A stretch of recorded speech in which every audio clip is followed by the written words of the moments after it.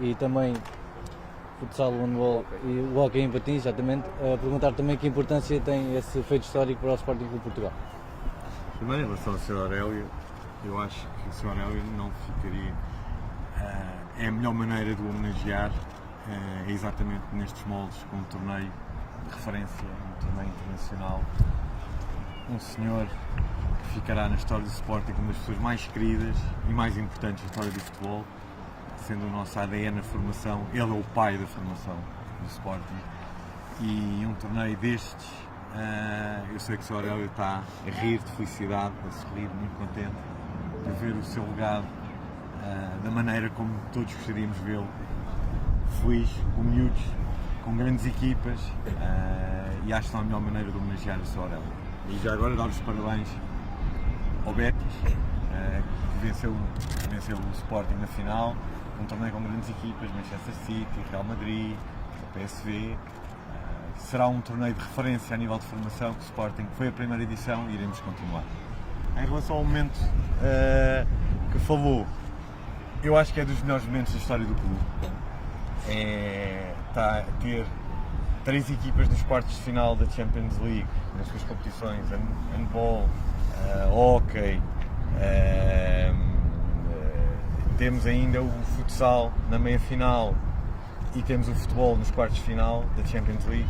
Isto demonstra a consolidação de um projeto desportivo e demonstra, de facto, inequivocamente, que o Sporting está num dos melhores momentos da sua história, um momento de grande pujor, um momento pujante, desportivo e de grande, acho que promove não só o desporto, mas promove também os valores do Sporting e todos os sócios também. E ontem Rui Borges falava precisamente da questão da semana e meia decisiva para a equipa. Como é que encara também esta semana, o Dia dos Campeões, depois o derby com o Benfica e depois também as meias finais com o Futebol Clube do Porto? A semana onde o Sporting está onde nós queremos estar, na decisão das competições. Queremos lá estar na decisão. Temos uma Champions League onde é um orgulho a campanha que fizemos, europeia. Estamos nos quartos de final, estamos numa das 8 melhores equipas e a responsabilidade está toda do lado de lá. Vai torcer hoje pelo Estoril e também se pediu ou não, desculpa, André Vilas Boas em privado. Sobre esse assunto, deixa-me já agora primeiro, e uma vez, resumir de uma forma muito rápida, porque ouvi com grande interesse as declarações do Presidente do Futebol Clube do Porto à saída da reunião com a Ministra, porque estava curioso se via alguma coisa esclarecida e, de facto, não vi nenhuma pergunta respondida que acho que todos os portugueses gostariam. Vi um argumento um pouco ridículo, que é comparar o comportamento de um adepto com comparações com comportamentos de uma estrutura profissional, nomeadamente o Futebol Clube do Porto.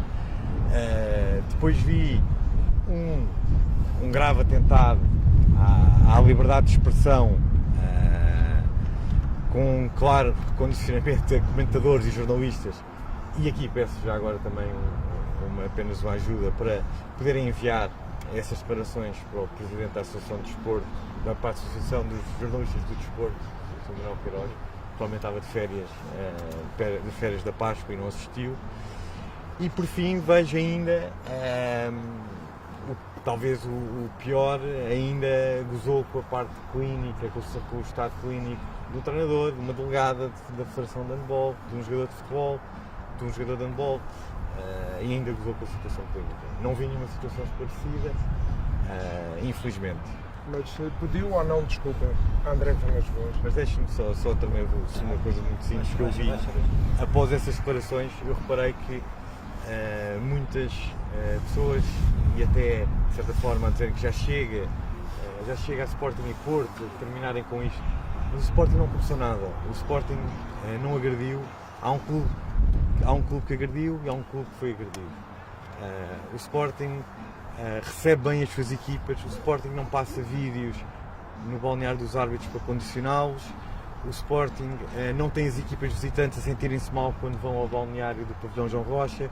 Por isso, não é o Sporting que faz isto. Agora, também é verdade que, mais uma vez, eu sinto um silêncio, uma inação por quem dirige o desporto em Portugal. É uma E se essas revolução pessoas, no e se essas Dragão. nada o fazem, nada dizem, o Sporting vai ficar calado.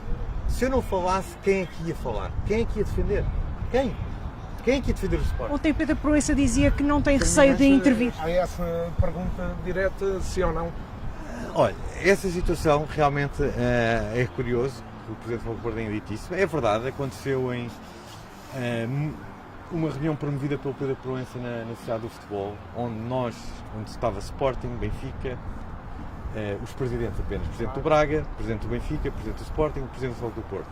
Onde nós, uma vez que apoiámos Pedro Proença, quisemos saber qual era o estado atual de determinados dossiês. E foi uma reunião bastante positiva, construtiva, onde todos, juntamente com o Presidente da Federação, avaliámos o estado e determinados dossiês importantes para o desenvolvimento do futebol português e de reformas.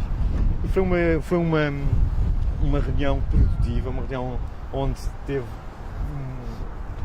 achamos que foi construtiva. O próprio Presidente da Proença apelou também aos clubes para terem responsabilidade neste momento do futebol português, como sendo os maiores 4 clubes do futebol português.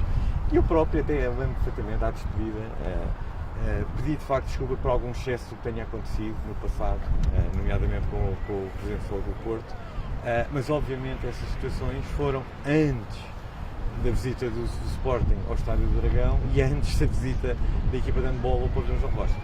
Mas já agora, se o Presidente do Porto, uma vez que partilhou esse episódio privado, então eu vou partilhar um que é muito mais interessante para vocês.